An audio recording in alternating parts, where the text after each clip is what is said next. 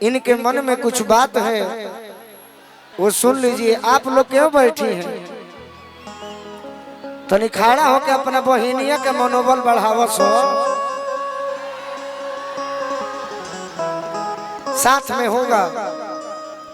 हम तो कुछ गईबे न करनी, वो तो जन्मदिन के गीत गौनी है कि शुभकामना दे दी न, तो हम तो एक गीत गा देते अभी कि तहरा पके हुदा के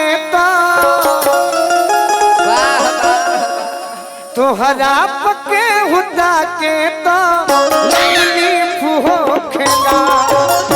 तोहरा पके हुदा के तकलीफ हो खेला।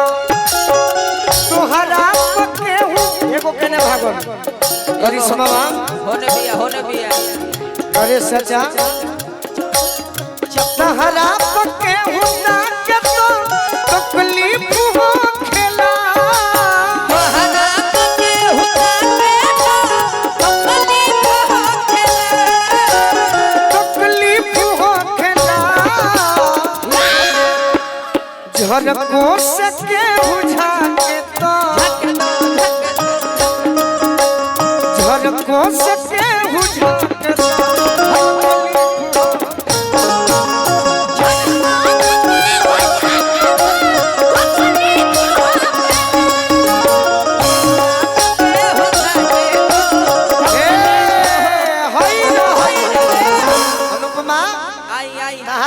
तो भागवत के बड़ू हमारे के बजा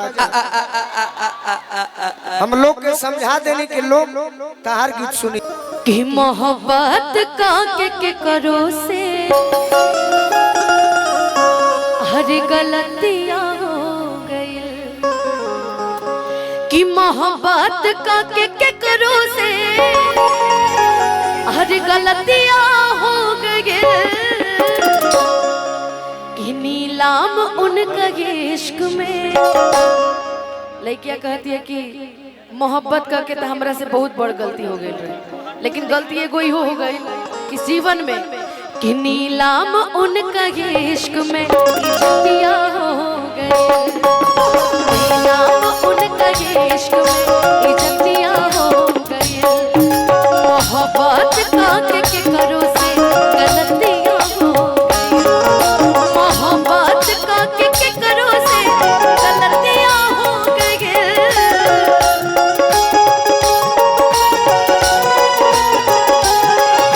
मोहब्बत का के करो से गलतियां हो गई। नीलाम उनका इश्क में नीलाम उनका इश्क में इज्जतियां हो गई। नीलाम उनका इश्क में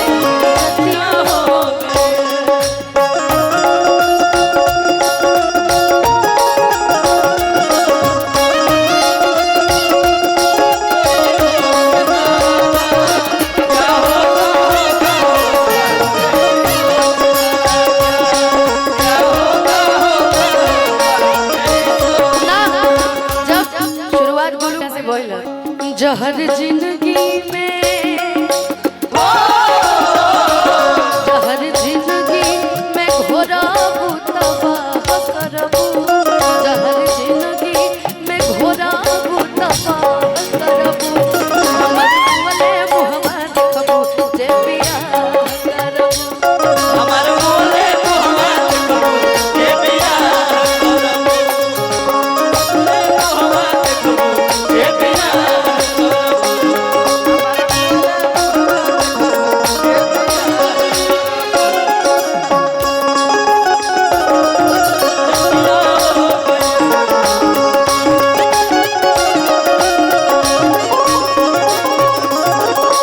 जननी न घात करी के हुआ तनु यारी में।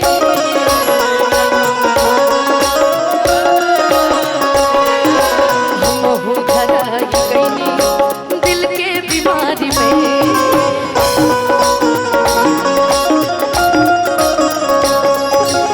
कि पगली कहे जमाना रे पगली कहे जमाना पगल मतिया हो गए। पगली कहे जमाना पगल मतिया हो गए।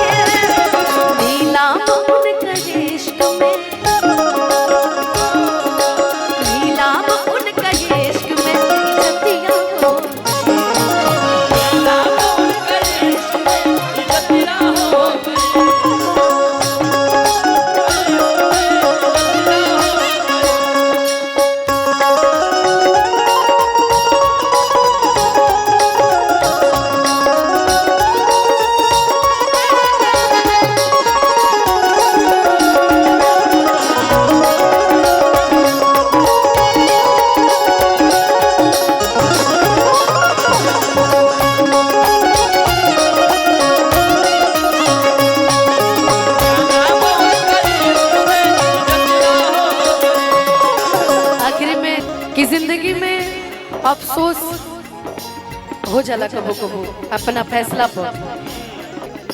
कहबे विश्वास कोई नहीं हमर दोस्त रतन बा,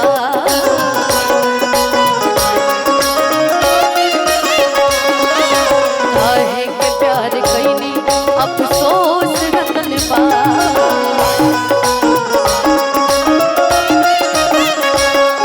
कि तोहपे विश्वास कोई नहीं हमर दोस्त इतने बा, आ काहे के प्यार कोई नहीं अफसोस इतने बा।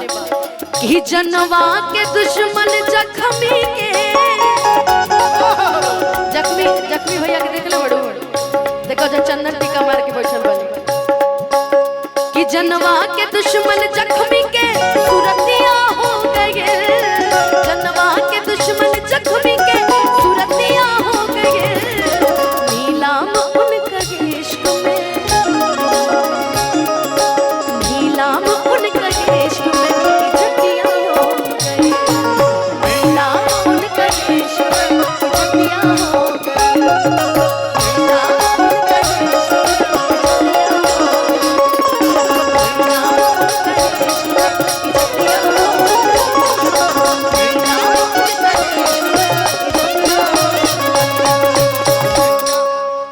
नीलाम उनका इश्क में इज्जतियां हो गई। इ तरह सुनल सुनावल एगो बात, एगो गाना के विशेष फरमाइश रहे हमरा खातिर। ए गीत रउए रहे ऐसे हम बैठत रहे, ए गीत के हमहू फैन बने।